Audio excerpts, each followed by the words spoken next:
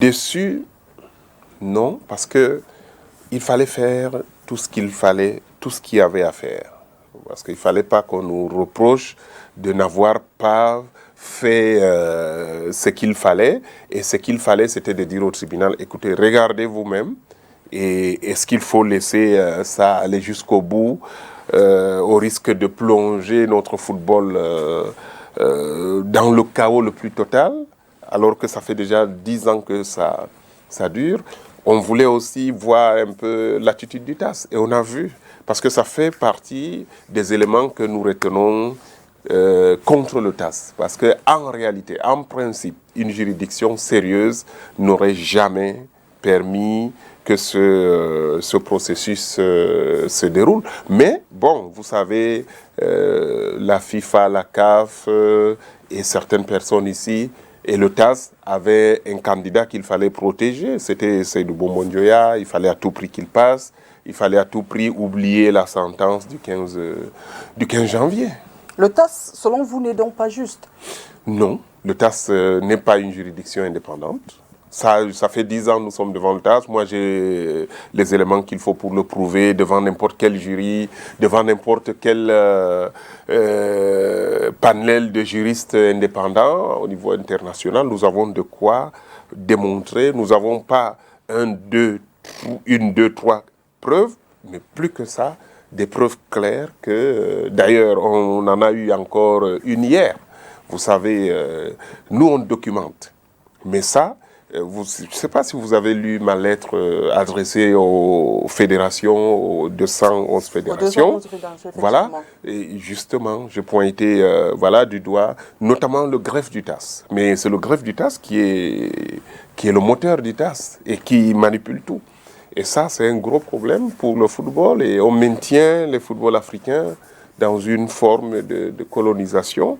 Et ça empêche que ce football décolle. Regardez les championnats en Afrique. Parce qu'il n'y a pas d'économie, il n'y a plus d'économie de football en Afrique. Mais quelle serait donc la suite? Je veux dire, on nous a dit que le TAS est comme l'instance suprême. Maintenant que vous trouvez que le TAS n'est pas très juste, quelle serait la suite? On est obligé, mais la suite du processus. On est obligé, non, pas de ce processus. Moi, je parle de manière générale. Quand le président Ahmad était là, moi, j'avais fait des propositions. J'ai dit non, les Africains peuvent avoir leur tribunal. Vous savez, ici au Cameroun, on avait un tribunal, la CCA, mais on a changé la loi pour nous bloquer. Mais en fait, l'État du Cameroun, le gouvernement camerounais, s'est désarmé. Parce que là, aujourd'hui, la CCA ne peut plus procéder à l'arbitrage. Donc, ça veut dire quoi? Ça veut dire que quand vous avez un problème à Kousséri, un litige sportif, vous êtes obligé d'aller dépenser 30 millions au minimum. Voilà. Ça veut dire qu'on permet que des dirigeants fédéraux, que ce soit la FECAFOOT ou la FECAP Basket, ainsi de suite, une fois qu'ils s'installent, ils peuvent tout faire parce que les gens n'ont pas de l'argent pour aller. Il faut de l'argent, il faut connaître des gens, il faut aller. Donc, nous, on va devant le TAS parce qu'on n'a pas de choix, mais en même temps, on est plus fort qu'eux. Parce que sinon, aujourd'hui, on aurait été balayé depuis. On est plus fort et n'arrive pas, sauf à prendre le risque de tuer leur juridiction. Parce que la Suisse, c'est un pays quand même où il y a des choses que vous ne pouvez pas faire. Vous pouvez manipuler, mais il y a des limites. Vous voyez? Et donc, nous, on connaît leurs limites, on sait où se trouvent ces limites. Et jusqu'à présent, on a bien travaillé ces 10 dernières années pour empêcher justement que le TAS et la FIFA et la CAF prennent durablement le contrôle de notre football. Vous voyez, je vais vous dire, M. Yaya Mohamed n'a pas encore été remplacé sur le plan du droit. Il y a eu des gens qui sont venus, mais qui sont... Vous savez, l'annulation, ça veut dire que vous n'avez jamais existé. Vous n'êtes jamais... Voilà, et donc c'est la succession de M. Yaya qui se joue jusqu'à présent.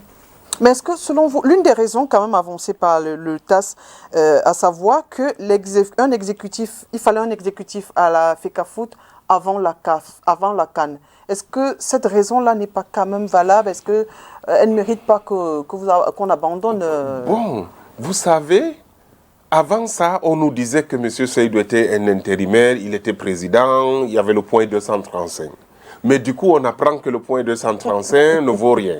Vous comprenez? Oui. Donc, écoutez, on les met face à leurs propres contradictions. Et on nous disait qu'il y avait quelqu'un. Mais du coup, on apprend qu'il n'y a personne, il fallait à tout prix faire une élection, fût-elle...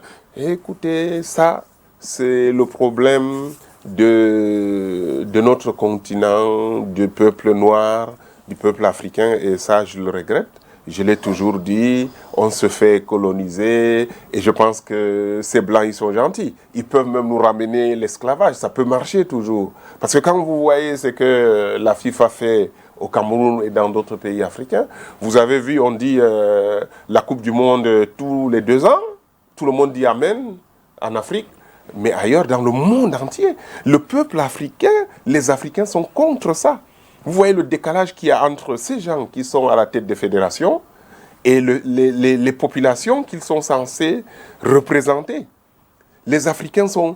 Là, j'ai vu ce sondage mené en relation avec RFI et tout ça. Vous avez plus de 72-73% d'Africains qui sont catégoriquement contre une Coupe du Monde tous les 2 ans et une CAN tous les 4 ans. Mais vous voyez, il y a eu l'unanimité au Caire la dernière fois.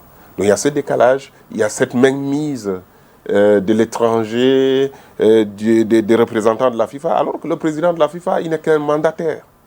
La FIFA n'est pas sa propriété. Il a été mandaté. La FECAFOOT est au-dessus du président de la FIFA. Parce que c'est la FECAFOOT qui participe à sa nomination. Vous comprenez? Donc si on laisse ces gens nous flouer pendant 10 ans, ils nous ont menés en complicité avec certains responsables, hauts responsables du Cameroun, je dis c'est dommage. Mais regardez, ces jeunes, on a perdu combien de générations? Des footballeurs, des jeunes. Mais après, c'est moi qu'on indexe.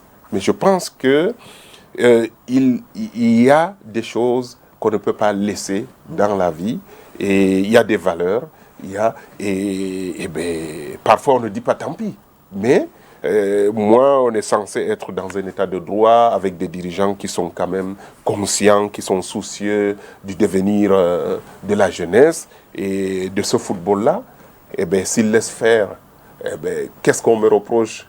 D'avoir toujours attrapé le voleur, comme on dit, ou bien, voilà. Mais nous attrapons les gens qui trichent, et on nous dit, à un moment donné, il faut laisser les gens tricher. Ah, il y en a marre, laissez les gens tricher.